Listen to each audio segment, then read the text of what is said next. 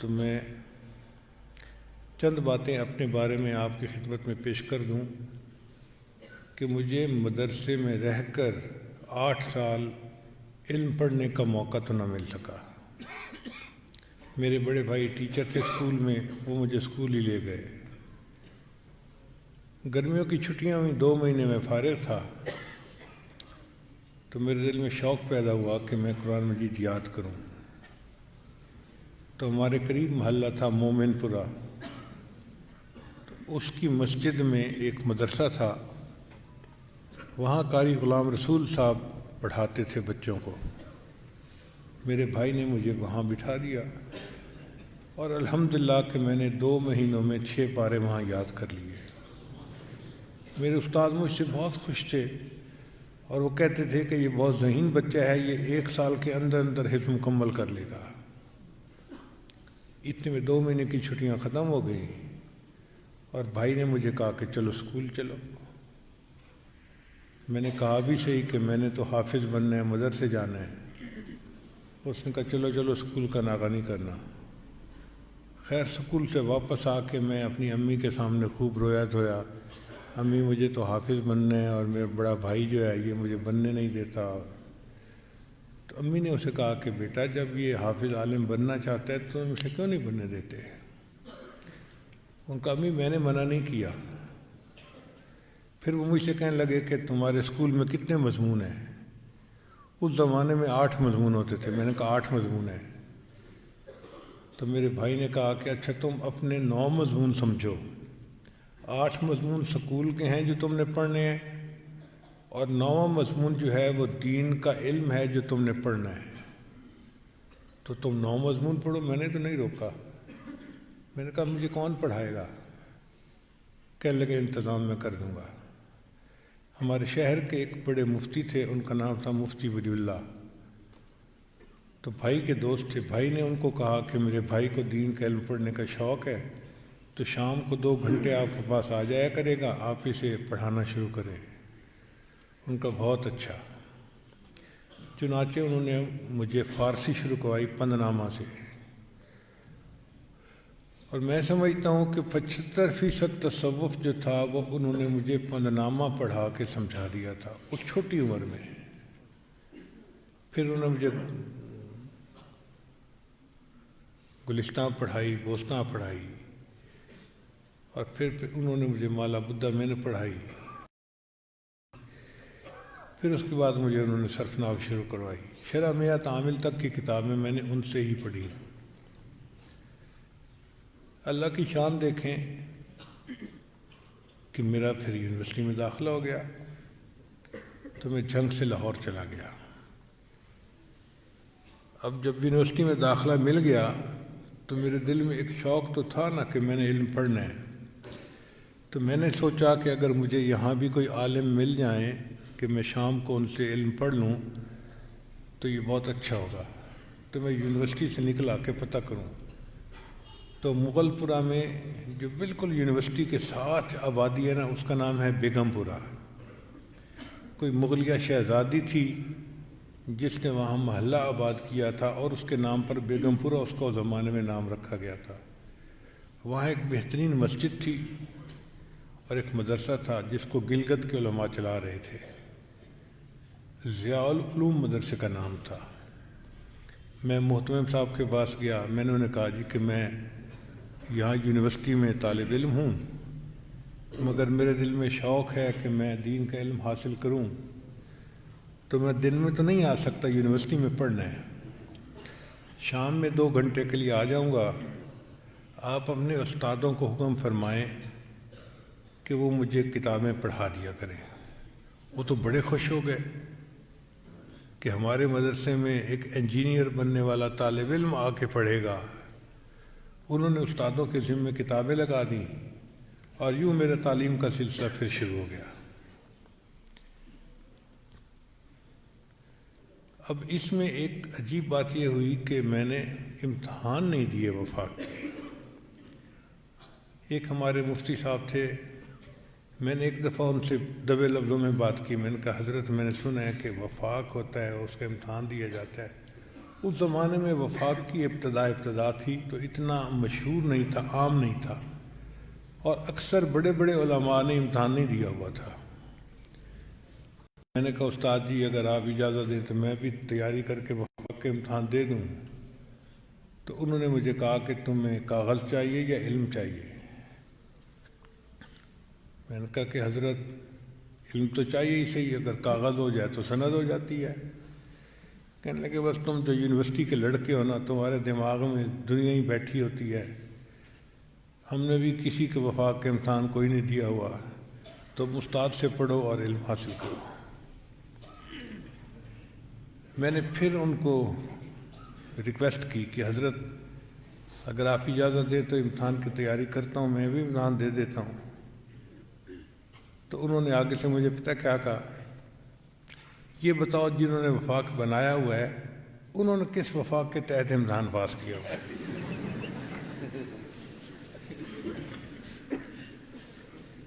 پھر انہوں نے مجھ سے پوچھا کہ تمہارے پیر صاحب نے کس وفاق کے امتحان پاس کیا؟ تو میرے پیر صاحب تو بڑے عالم تھے مگر انہوں نے کوئی امتحان تو ایسا نہیں پاس کیا تھا۔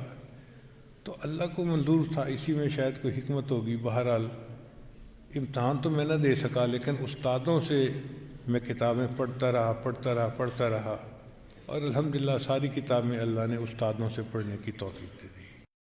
بخاری شریف جو تھی وہ ہمارے ایک عالم تھے مولانا محمد جعفر صاحب، وہ حافظ القرآن بھی تھے اور حافظ الحدیث بھی تھے، پوری بخاری شریف کے حافظ، ہمارے ہاں پڑھاتے بھی رہے ہیں شعبہ حفظ بخاری میں، من الابتداء الی الانتہاء متن و روایہ کلو۔ تو ان سے میں نے پڑھی۔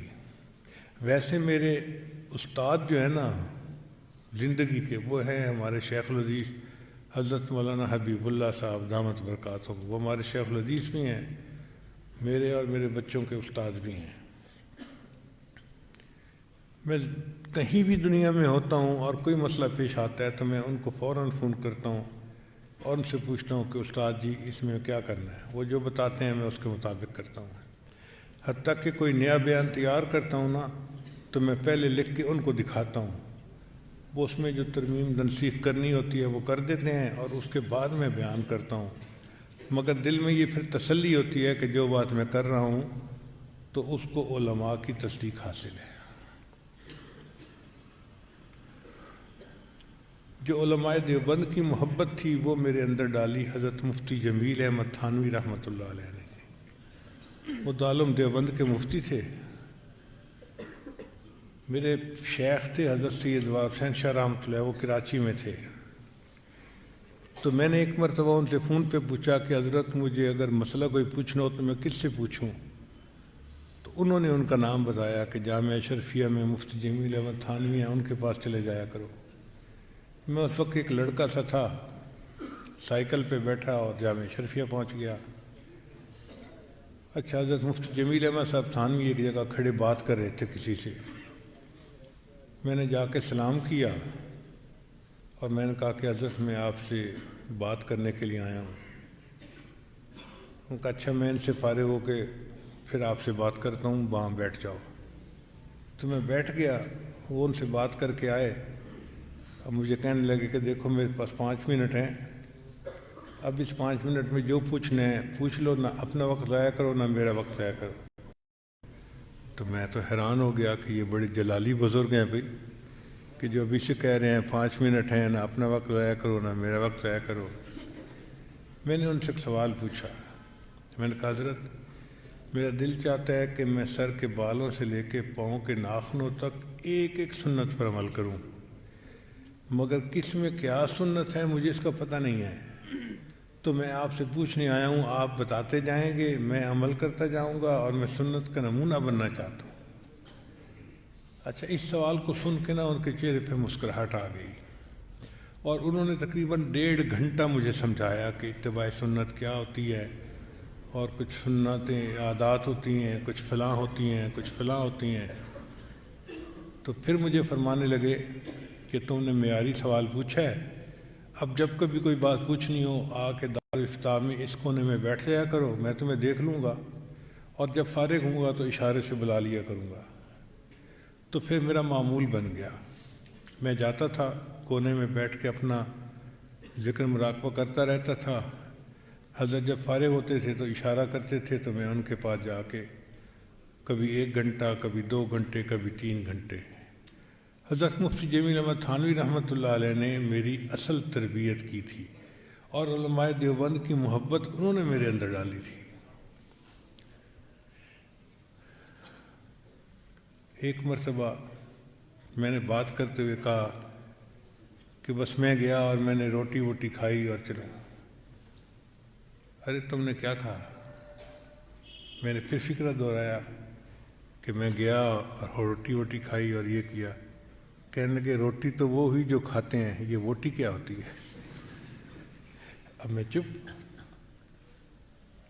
تو کہنے لگے کہ اس کا مطلب یہ کہ تمہیں فالتو بولنے کی بھی عادت ہے۔ اور پھر انہوں نے اور بات کہی، کہنے لگے کہ یہ میرے کہنے پر تمہیں پتہ چلا، تمہیں خود نہیں سنا تم نے کیا لفظ بولا ہے؟ اب میں چپ کر کے بیٹھا ہوا۔ پھر انہوں نے اور عجیب بات کی، مجھے کہنے لگے لڑکے تمہارے کان تمہارے منہ سے اتنا قریب ہیں، اگر منہ سے نکلی بات تمہارے اپنے کان نہیں سن رہے تو جن کے سامنے تم کبھی تقریر کرو گے ان کے کان تو بہت دور ہوتے ہیں، وہ تمہاری بات کیا سنیں گے؟ تو تب مجھے احساس ہوا کہ واقعی بندے کو اپنی بات خود بھی سننی چاہیے۔ تب مجھے سود، سچ اور جھوٹ کی فرق کا پتہ چلا، غیبت سے بچنے کی اہمیت کا اندازہ ہوا۔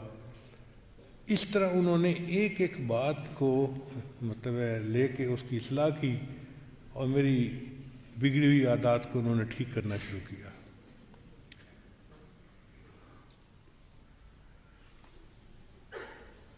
حدیث کی سند کو عالی کرنے کے لیے اللہ نے مجھے چند مواقع عطا فرمائے جو اللہ تعالیٰ کا احسان ہے۔ ایک موقع تو مجھے ملا جب میں نے 2011 ہے شاید یا کیا، دارالعلوم دیوبند میری حاضری ہوئی،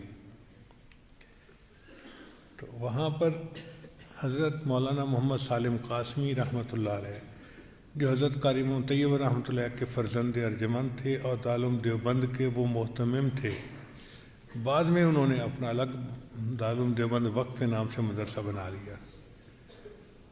تو انہوں نے گھر دعوت دی، میں اپنے بچوں کو ساتھ لے کے گیا تھا، حبیب اللہ سیف اللہ کو۔ ہم نے کھانا کھایا تو مجھے فرمان لگے پیر صاحب ادھر آئے۔ اللہ کی عجیب شان ہے کہ دیوبند کے جتنے بھی حضرات ہیں وہ اس عاجز کو پیر صاحب کے نام سے پکارتے ہیں اور پہچان رکھتے ہیں۔ کوئی بھی جا کے کہتے ہیں پیر صاحب نے یہ کہا تو وہ فوراً سمجھ لیتے ہیں کہ یہی بندہ ہوگا۔ تو مجھے فرمان لگے پیر صاحب ادھر آئے۔ میں اٹھا ان کے پیچھے، وہ مجھے اپنے گھر کے کمرے میں لے گئے، کہنے لگے اس چارپائی پہ بیٹھ جائیں۔ میں بیٹھ گیا۔ پیر صاحب آپ کو پتہ ہے میں نے آپ کو یہاں کیوں بٹھایا ہے؟ تو میں نے آگے مذاق میں جواب دیا، میں نے کہا حضرت میں ان پیروں میں سے نہیں ہوں جن کی بلیاں بھی علم غیب جانتی ہیں، تو مجھے تو کچھ پتہ نہیں ہے۔ تو کہنے لگے کہ میں نے آپ کو اس لیے یہاں بٹھایا ہے کہ یہ کمرہ ہے حضرت مولانا قاسم نانوتوی رحمۃ اللہ علیہ کا اور یہ چارپائی ان کی چارپائی ہے، تو میں آپ کو حدیث کی اجازت دینا چاہتا تھا مگر میں نے سوچا کہ اس چارپائی پر بٹھا کر میں آپ کو حدیث کی اجازت دوں۔ تو انہوں نے حدیث کی اجازت دی۔ ان کی سند چونکہ عالی تھی تو ہمیں اللہ تعالیٰ نے ایک موقع دے دیا سند کو عالی کرنے کا۔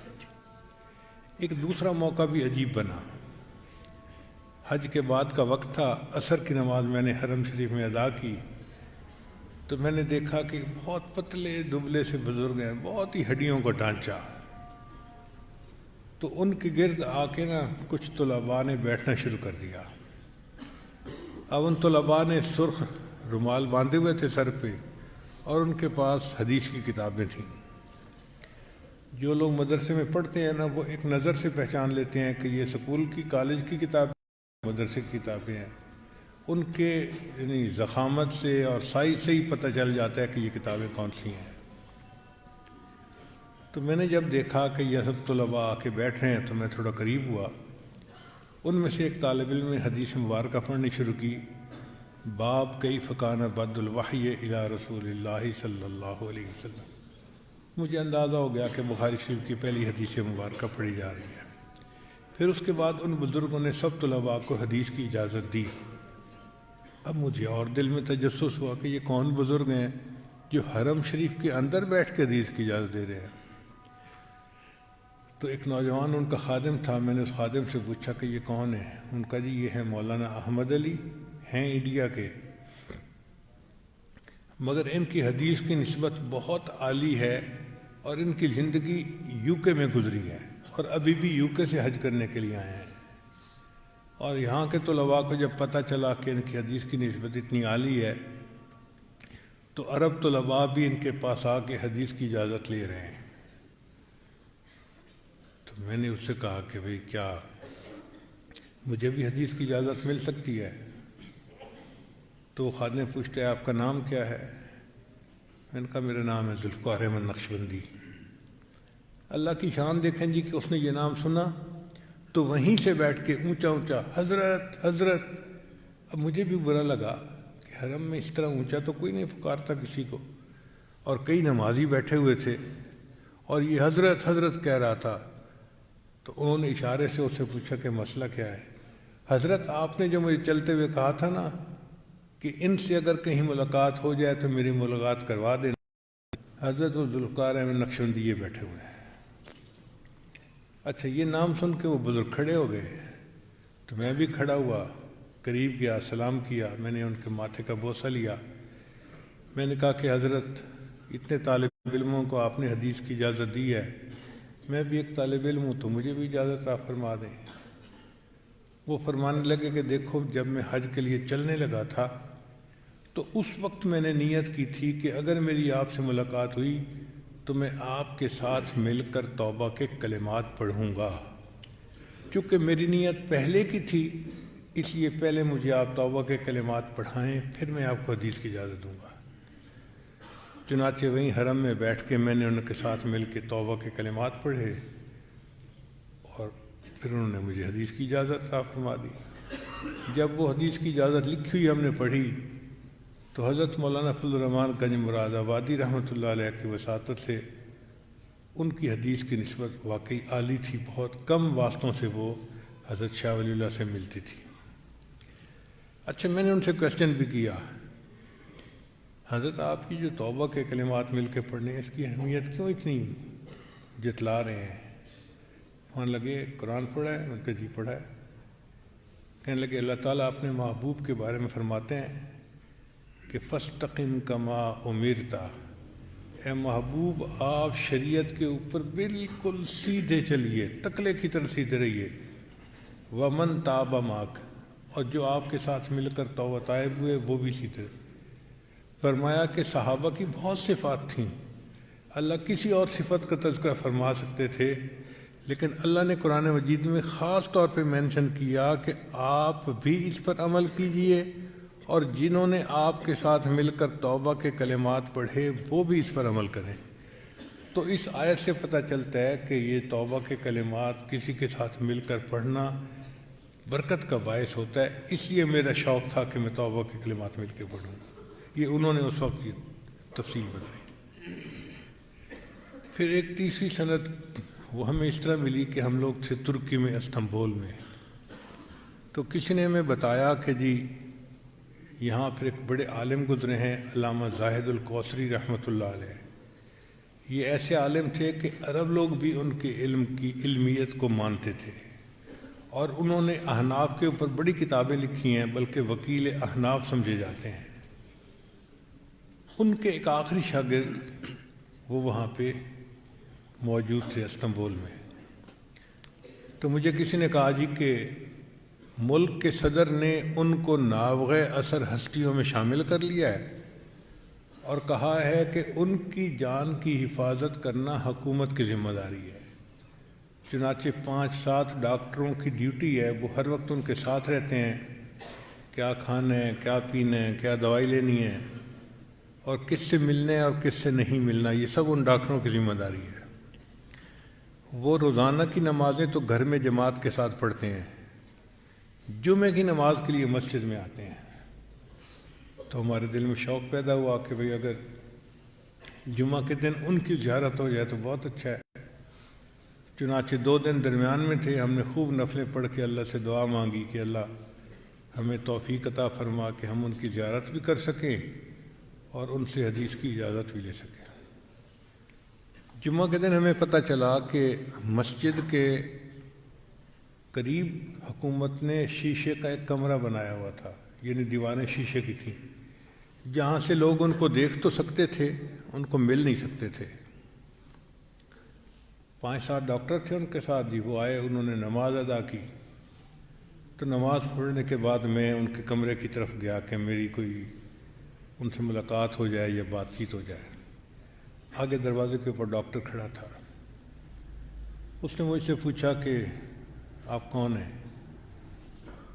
میں نے اپنا نام بتایا اور میں نے کہا کہ میں ایک طالب علم ہوں، پاکستان سے آیا ہوں اور میں حضرت سے ملنا چاہتا ہوں۔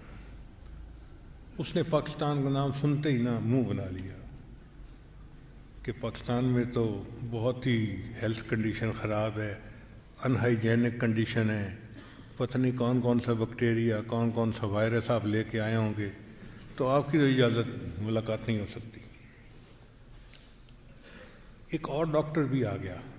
اب یہ 2 ڈاکٹر دروازے کے اندر کھڑے ہیں، ادھر حضرت ہیں اور یہاں میں کھڑا ہوں۔ تو اتنے میں انہوں نے اشارے سے پوچھا مجھ سے کہ آپ کون ہیں؟ تو میں نے اپنا نام بتایا کہ جی ذوالفقار احمد نقشبندی۔ اللہ کی شان کہ انہوں نے یہ نام پہلے سے کہیں سنا ہوا تھا۔ تو انہوں نے ڈاکٹر کو کہا کہ بھائی اگر یہ پاکستان کے عالم ہیں تو مجھے اس سے کیوں نہیں ملنے دیتے؟ اس نے کہا جی حکومت نے ہماری ڈیوٹی لگائی ہوئی ہے، ہم نے آپ کو بیماریوں سے بچانا ہے، اور یہ بندہ تو ایسے ملک سے آیا ہے کہ جہاں بہت ہی بری حالت ہے صحت کی، تو پتہ نہیں کون کون سا بیکٹیریا اور وائرس یہ لے کے آیا ہے، تو ہم تو اجازت نہیں دے سکتے۔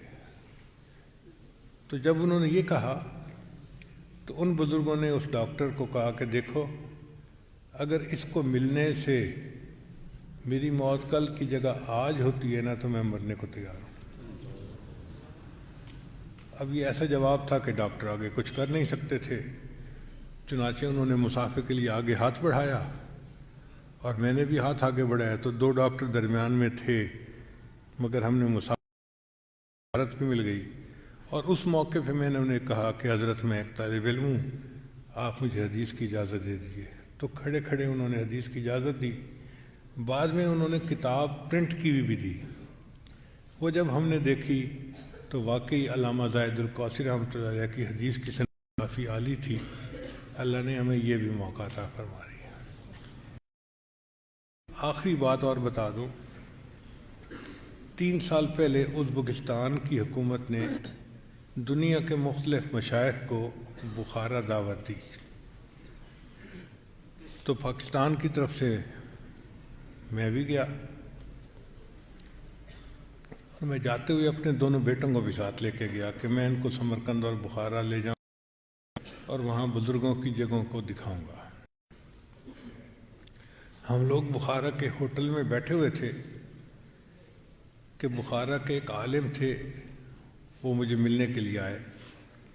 مجھے کہنے لگے حضرت شام کے ایک عالم ہیں جن کی حدیث کی سند بہت عالی ہے، اور اس وقت بخارا کے جتنے علماء ہیں سب ان کے کمرے میں جا رہے ہیں حدیث کی اجازت لینے کے لیے، وہاں رش لگا ہوا ہے، تو میں تو ابھی وہیں تھا، اٹھ کے ابھی آپ کے پاس آیا ہوں۔ تو میرے دل میں شوق پیدا ہوا کہ جب ان کی حدیث کی سند اتنی عالی ہے کہ بخارا کے علماء کا رش لگا ہوا ہے تو ہم بھی جائیں۔ تو میں نے اپنے ساتھیوں کو کہا کہ بھئی ویل چیئر نکالو اور مجھے ان کے پاس لے جاؤ۔ ہمارے ایک دوست ہیں مصطفیٰ کمال صاحب، مکہ مکرمہ میں رہتے ہیں، وہ مجھے کہنے لگے حضرت جانے کی ضرورت نہیں ہے۔ میں نے پوچھا کیوں؟ کہنے لگے کہ عصر کی نماز مسجد میں انہوں نے میرے ساتھ پڑھی تھی، اور سلام پھرنے کے بعد انہوں نے مجھ سے پوچھا کہ تمہاری نسبت کہاں ہے؟ تو میں نے آپ کا نام لیا، تو انہوں نے کہا کہ میرا دل بھی چاہتا ہے کہ میں ان سے ملاقات کروں، اگر حضرت کبھی فارغ ہوں تو مجھے فون کر دینا، میں 10 منٹ کے اندر ان کے پاس پہنچ جاؤں گا۔ تو تو جب انہوں نے خود کہا ہے کہ وہ 10 منٹ میں پہنچ جائیں گے تو پھر ہم ان کو یہیں بلا لیتے ہیں۔ میں نے کہا مصطفیٰ صاحب طلب ہمیں ہے تو حق تو یہ بنتا ہے کہ ہم چل کے جائیں، آپ ان کو فون کر کے کیوں بلا رہے ہیں؟ اس نے کہا جی ہم جائیں گے، وہاں رش لگا ہوا ہے، پتہ نہیں موقع ملتا ہے نہیں ملتا، زیادہ بہتر یہ ہے کہ فون کریں اور ان کو اطلاع دے دیں کہ آپ فارغ ہیں آ جائیں۔ خیر میں خاموش ہو گیا۔ انہوں نے وہیں بیٹھ کے فون کیا، وہ جی 7 منٹ میں وہ ہمارے کمرے میں تشریف لے آئے۔ میں نے ان سے یہی کویسچن پوچھا کہ جی میں نے یہ سنا ہے کہ آپ کی حدیث کی سند بہت عالی ہے، تو آپ کی حدیث کی سند عالی کیسے ہے؟ ان کا کہ میں پاکستان انڈیا جاتا رہتا ہوں، مجھے پتہ ہے وہاں کے جتنے محدثین ہیں ان کے جو واسطے ہیں وہ تقریباً 16-17 کے قریب بنتے ہیں، اور میرا واسطہ علامہ شامی رحمۃ اللہ علیہ کے وساطت سے 14 بنتا ہے اور 15واں میں بنتا ہوں۔ تو جتنے لوگ بھی اتنی عالی سند والے تھے وہ شام کے حالات کی وجہ سے سب شہید ہو گئے۔ اب میں آخری سنی عالم ہوں جو اس وقت زندہ ہوں اور اللہ نے یہ سعادت مجھے عطا کی ہے۔ خیر انہوں نے بھی ہمیں یہ حدیث کی اجازت دی، پھر انہوں نے لکھا ہوا پرنٹ کیا ہوا اپنی کتاب ہمیں دی، تو اس سے ہمیں اندازہ ہوا کہ ان کا تعلق تھا ڈاکٹر عبداللطیف فرفور سے۔ مفتی حضرات جو ہدایہ پڑھتے رہتے ہیں ان کو اندازہ ہے ڈاکٹر عبداللطیف فرفور نے ہدایہ کے اوپر بہت اعلیٰ کام کیا ہے، تو ان کی وساطت سے ان کو علامہ شامی رحمۃ اللہ کے ذریعے سے کم واسطوں سے نبی علیہ السلام کے ساتھ ایک نسبت حاصل تھی، تو انہوں نے بھی حدیث کی اجازت فرما دی۔ بہرحال یہ ساری جو تفصیل آپ کی خدمت میں عرض کر دی یہ صرف اس لیے تھی کہ بتانا یہ مقصد تھا کہ ہم نے استادوں سے پڑھا ہے اور ہمیں ان استادوں سے اجازت حاصل ہے، ورنہ یہ جو غیر مقلد ہوتے ہیں نا یہ بیچارے ٹپکے کے عام ہوتے ہیں۔ عام جو ہوتا ہے نا یہ اپنی نسل کے نام سے بکتا ہے، یہ سندھڑی ہے، یہ انور لٹول ہے، یہ فلاں ہے، یہ فلاں ہے، اور پیٹی کے اوپر بھی نام لکھا ہوتا ہے کہ یہ فلاں نسل کے عام ہیں۔ لیکن کچھ عام ایسے ہوتے ہیں کہ جن کو پرندے گرا دیتے ہیں، اور جو باغ کا مالک ہوتا ہے وہ ان کو نیچے سے اکٹھا کرتا ہے۔ اب جب نیچے سے اکٹھا کرتا ہے تو ان کی نسل کا پتہ نہیں ہوتا، لہذا وہ ان کو پیٹی میں ڈال کے اوپر لکھ دیتا ہے یہ ٹپکے کے عام ہیں۔ ٹپکے کے عام کا مطلب یہ ہوتا ہے کہ ہمیں ان کی نسل کا نہیں پتہ۔ تو اس لیے میں نے یہ تفصیل عرض کر دی کہ ہم ٹپکے کے عام نہیں ہیں۔ الحمدللہ جن اساتذہ سے ہم نے پڑھا ہے ہم ان کا نام بھی بتا سکتے ہیں اور ان کے حالات بھی بتا سکتے ہیں، اور ہماری حدیث کی سند ان بزرگوں کے واسطے سے الحمدللہ نبی علیہ السلام تک پہنچتی ہے۔ بہرحال جتنے علماء یہاں موجود ہیں، یا بخاری شریف کے طلباء ہیں یا مشکات شریف کے طلباء ہیں، ان سب حضرات کو اس عاجز کی طرف سے حدیث مبارک کی خدمت آگے کرنے کی اجازت ہے۔ اللہ تعالیٰ ہمیں تقوی و طہارت کے ساتھ دین کی خدمت کے لیے قبول فرمائے۔ وآخر دعوانا ان الحمد للہ رب العالمین۔